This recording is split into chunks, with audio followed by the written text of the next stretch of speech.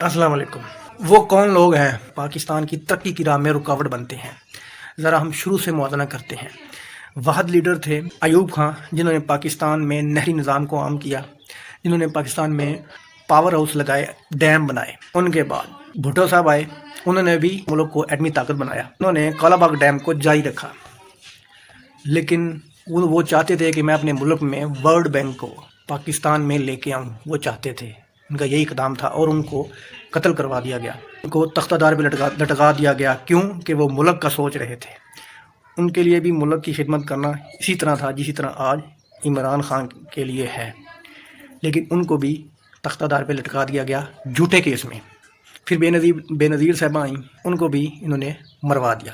پھر عمران خان صاحب آئے، انہوں نے نعرہ لگایا کہ میں پاکستان کو دنیا کے ٹاپ ملکوں میں لے کے جاؤں گا، پھر ان کو نکال دیا گیا۔ یہ کون لوگ ہیں جو کہ پاکستان کی ترقی میں رکاوٹ بنے ہوئے ہیں؟ سازش کس کے نام پہ آئی؟ یہ وہ لوگ ہیں۔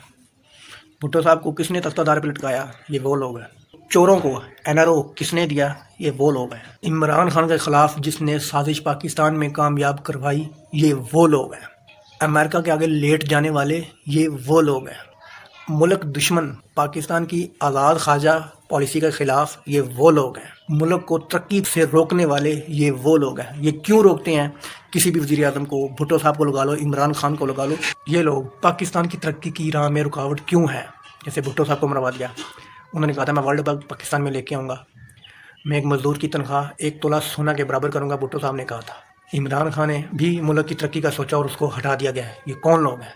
یہ کیوں نہیں چاہتے کہ ایک سول لیڈر ملک کی ترقی کا باعث بنے؟ یہ کیوں نہیں چاہتے؟ یہ اس لیے نہیں چاہتے کہ ان کی ویلیو ڈاؤن ہو جائے گی۔ شاید ان کے ذہنوں میں یہ ہے کہ ان کا نام ہوگا، ہمارا پریشر نہیں رہے گا ان پہ، ہمارا دبدبہ نہیں رہے گا ان پہ، شاید اس لیے نہیں یہ سویلین بندے کو ملک کی خدمت کرنے دیتے۔ ایک سچے لیڈر کو شاید اس لیے پسند نہیں کرتے۔